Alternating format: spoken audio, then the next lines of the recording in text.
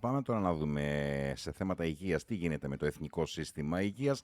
Στην άλλη άκρη της τηλεφωνικής γραμμής έχουμε τον Γενικό Γραμματέα της ΟΕΝΓΕ και Διευθυντή της Νευροχειρουργικής Κλινικής του Γενικού Κρατικού Νικαίας, τον κύριο Παναγιώτη Παπα-Νικολάου, τον οποίον και καλησπερίζω. Καλησπέρα, γιατρέ. Καλησπέρα, κύριε Πράπα, σας και στους ακροατές. Λοιπόν, χθες ο Πρωθυπουργός Κυριάκος Μητσοτάκης και ο Υπουργός Υγείας Άδωνης Γεωργιάδης ήταν στην Βόρειο Εύβοια και συγκεκριμένα ο Πρωθυπουργός είπε ότι στο τέλος του 2027, τότε που θα γίνουν, όχι στο τέλος, μάλλον όταν θα γίνουν εκλογές το 2027, θα έχετε, λέει, το καλύτερο εθνικό σύστημα υγείας. Έτσι είπε ο Πρωθυπουργός μαζί με τον Άδωνη Γεωργιάδη. Όμως τα δεδομένα και εδώ στην πόλη της Λαμίας, συνομιλώντας πριν από μερικές μέρες και τον κύριο Χαρίτο, τον πρόεδρο των νοσοκομειακών γιατρών, τα δεδομένα δεν είναι ίδια. Υπάρχει ξανά η έλλειψη, συνεχώς, η έλλειψη ιατρονοσηλευτικού προσωπικού, κύριε Παπα-Νικολάου.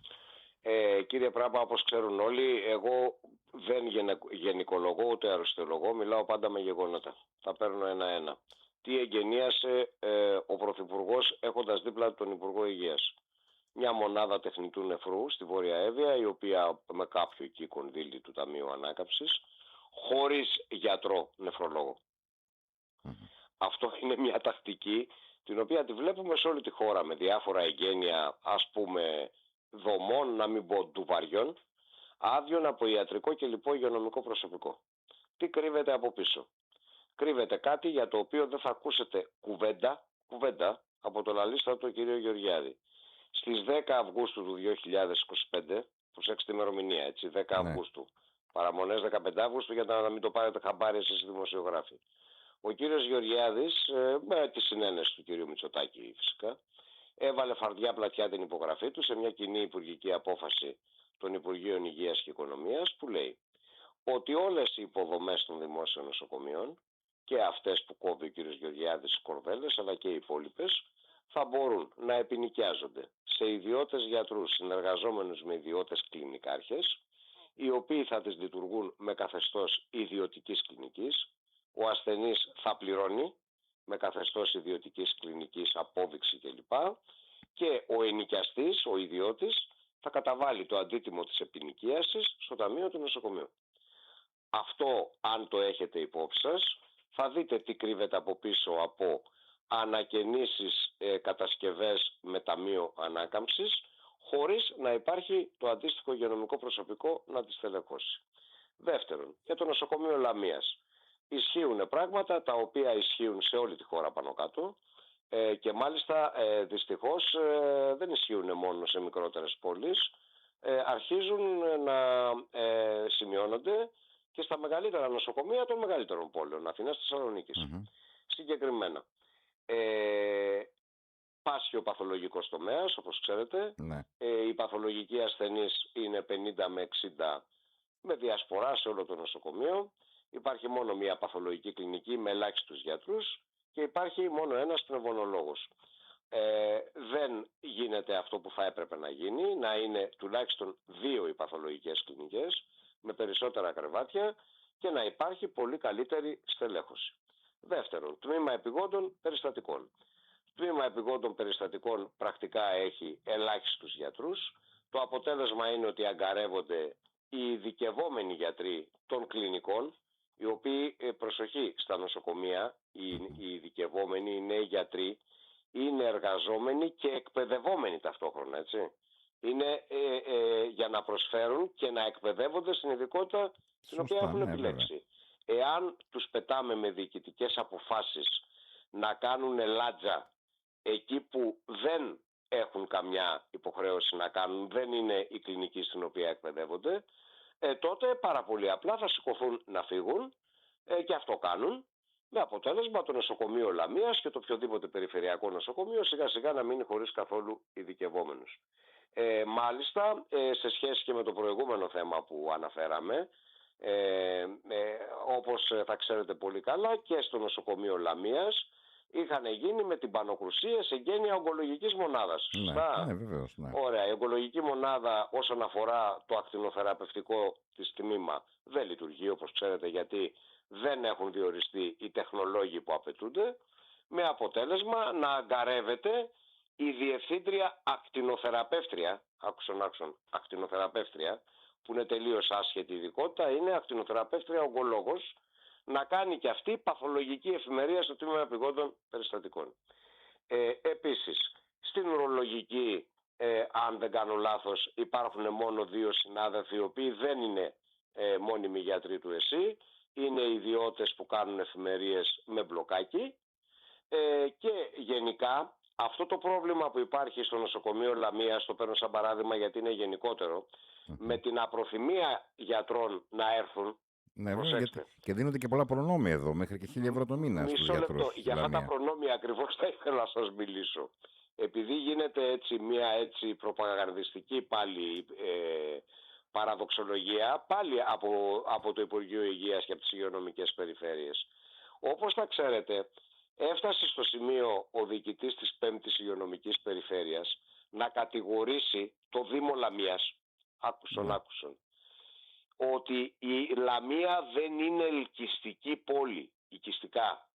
Και γι' αυτό τάχα μου δεν έρχονται γιατροί στο νοσοκομείο Λαμίας, επειδή ο Δήμος Λαμίας δεν έχει φροντίσει να κάνει ελκυστική πόλη τη Λαμία. Μα είναι σοβαρά πράγματα αυτά τώρα που ακούγονται. Και εν πάση περιπτώσει, τι κόλπο έχει κάνει το κεντρικό κράτος, η κυβέρνηση εν προκειμένου? Εγώ τώρα για αυτή την κυβέρνηση μιλάμε, επειδή αυτήν έχουμε. Έτσι, δεν έχω χαριστεί και σε καμία από τις προηγούμενες. Το ξέρουν πολύ καλά όσοι με γνωρίζουν. Εν προκειμένου αυτή η κυβέρνηση έχει επιφορτώσει την τοπική αυτοδιοίκηση με τα δικά της καθήκοντα, δηλαδή το πρόβλημα το μισθολογικό και τη στέγαση των υγειονομικών έπρεπε να είναι πρόβλημα που να το λύσει η κυβέρνηση, όχι να το μεταφορτώνει στους Δήμους και τις περιφέρειες. Αυτό δεν μπορεί να υποκαταστήσει την πραγματικότητα. Δηλαδή, από τη στιγμή που η μισθή των νοσοκομιακών γιατρών στην Ελλάδα, κύριε Πράπα, είναι η εξευτελιστικότερη σε όλη την Ευρώπη, το ξαναλέω, σε όλη την Ευρώπη, δυτική και ανατολική. Αυτή τη στιγμή η μισθή των νοσοκομιακών γιατρών στην Ελλάδα είναι 2,5 με 3 φορές κάτω σε σχέση με τις πιο φτωχές χώρες μέλη της Ευρωπαϊκής Ένωσης. Για παράδειγμα, σε σχέση με τη Βουλγαρία και τη Ρουμανία. Καλά, δεν μιλάμε για Δυτική Ευρώπη, Ολλανδία, Γαλλία, Γερμανία, Ηνωμένο Βασίλειο, σκανδιναβικές χώρες. Εκεί η διαφορά είναι χαόδης, εκεί η μισθή είναι πενταπλάσιη. Αυτό δεν μπορεί να καλυφθεί με ένα στεγαστικό επίδομα 300-400 ευρώ που αναγκάζει η κυβέρνηση, η τοπική αυτοδιοίκηση να το δίνει, και το οποίο μερικές φορές την εμποδίζει και να το δίνει. Είχαμε ας πούμε μια κατάσταση πρόσφατα στην περιφέρεια Ιωνίων Νήσων, όπου το επίδομα τελικά δεν δόθηκε, και είπαν οι άνθρωποι, δεν ξέρω αν είναι αλήθεια, αλλά αυτό μας είπαν, ότι ξέρετε, η νομοθετική διάταξη που θα κάλυπτε την περιφέρεια της κυβέρνησης, νομοθετική διάταξη, δεν έχει ανανεωθεί, και οι υπάλληλοι, αν υπέγραφαν να πάρουν οι γιατροί το επίδομα στέγασης, θα κινδύνευαν να καταλογιστεί στους υπαλλήλους το ποσό. Εν πάση περιπτώσει, είχαμε τέτοιες καταγγελίες και από τις Κυκλάδες πέρσι κλπ. Αλλά ακόμα και στην περίπτωση που δεν υπάρχει κανένα πρόβλημα και δίνεται, είναι δυνατόν ένα επίδομα 400, 500, 600 ευρώ να αντικαταστήσει το τρομερό μισθολογικό έλλειμμα που υπάρχει στους μισθούς των νοσοκομιακών γιατρών στην Ελλάδα σε σχέση με το μέσο όρο της Ευρωπαϊκής Ένωσης? Δεν είναι δυνατόν. Έχουμε καταντήσει, όπως ξέρετε κύριε Πράπα, εδώ και χρόνια να λέμε ότι είναι άγωνο το νοσοκομείο Λαμίας. Αν είναι δυνατόν να θεωρείται άγωνο για την προσέδευση των γιατρών, για να πάρουν επίδομα αγώνου, δεν ξέρω αν με καταλαβαίνετε. Ναι. Το νοσοκομείο Λαμίας, που είναι 2,5 ώρες οδικά από την Αθήνα, να είναι άγωνο το νοσοκομείο Καλαμάτας, έγινε άγωνο και πρόσφατα και το νοσοκομείο Χανίων, το οποίο ήταν παλιότερα ένα εμβληματικό νοσοκομείο για όλη την Κρήτη, έτσι. Δηλαδή έχει γίνει όλη η χώρα άγωνη όσον αφορά την προσέδευση των γιατρών.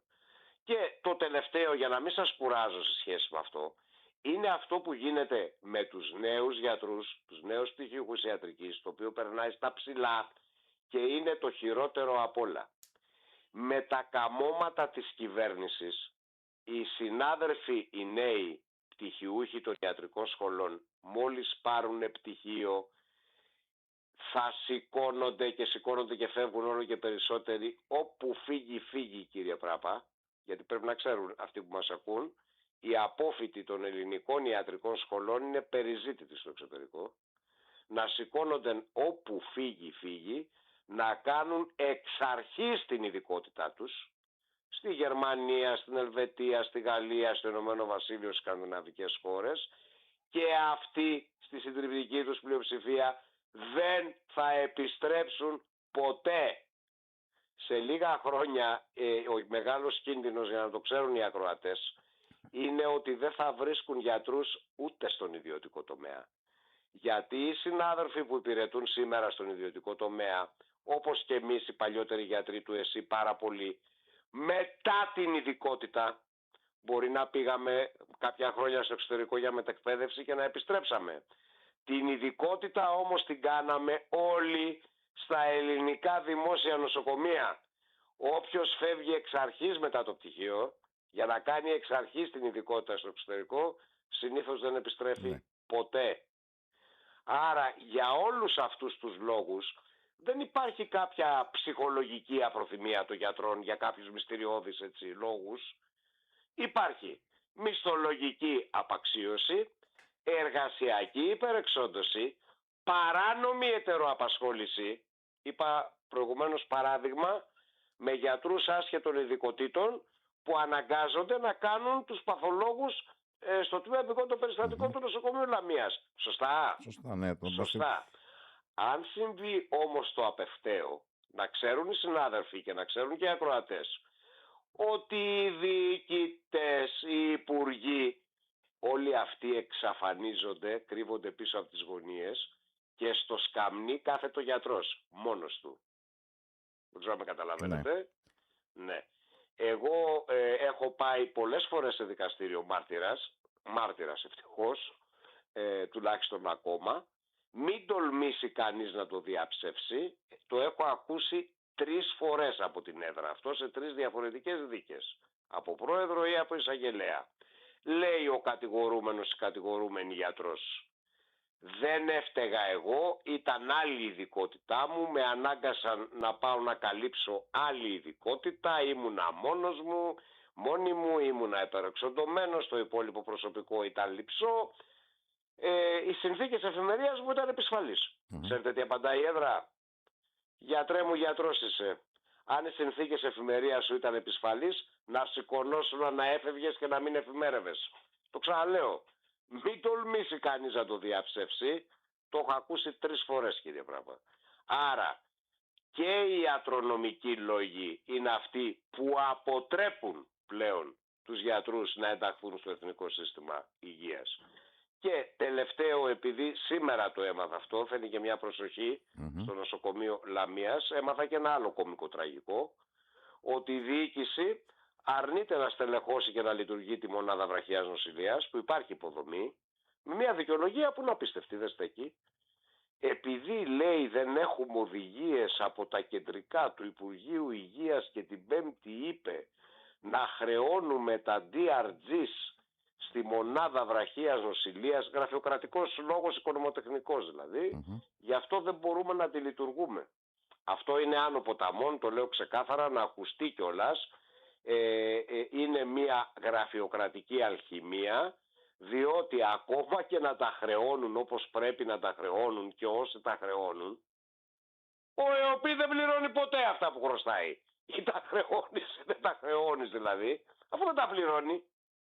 Τα DRG αυτά ποια είναι? Και αυτή η γραφειοκρατική δικαιολογία. Τα DRG αυτά, κύριε Παπα-Νικολάου, ποια είναι που μας ακούν και ακροατές? Τα νοσήλια. Ωραία, που μας τα νοσήλια. Ο ΕΟΠΗ όμως δεν τα πληρώνει ποτέ. Τα χρεώνεις, δεν τα χρεώνεις. Αυτή τη στιγμή το χρέος του ΕΟΠΗ προς τα δημόσια νοσοκομεία συνολικά για νοσηλείες ασφαλισμένων του ΕΟΠΗ που έχουν ήδη γίνει είναι τεκμηριωμένα πάνω από 12 δισεκατομμύρια ευρώ. Δεν τα πληρώνει ποτέ. Μην δουλευόμαστε τώρα δηλαδή. Είναι λόγος αυτός? Δεν μας έχουν πει πώς θα χρεώνουμε τα νοσήλια για να μην λειτουργεί η μονάδα βραχιάς νοσηλείας, που είναι τελείως απαραίτητη. Και το μόνο θετικό είναι ότι υπήρχε νοσηλευτικό προσωπικό στο νοσοκομείο Λαμίας, ήταν νοσηλευτές που είχαν διοριστεί επί πανδημίας, που παρατάθηκαν οι συμβάσεις, άσχετα αν κάποιοι τώρα, γιατί έχουμε όπως στη Λαμία όπως και παντού τη δράση τοπικών κομματικών παραγόντων, που κατά τα άλλα μιλάμε για αξιοκρατία, η κυβέρνηση το πρωί μέχρι το βράδυ, κολοκύθια αξιοκρατία.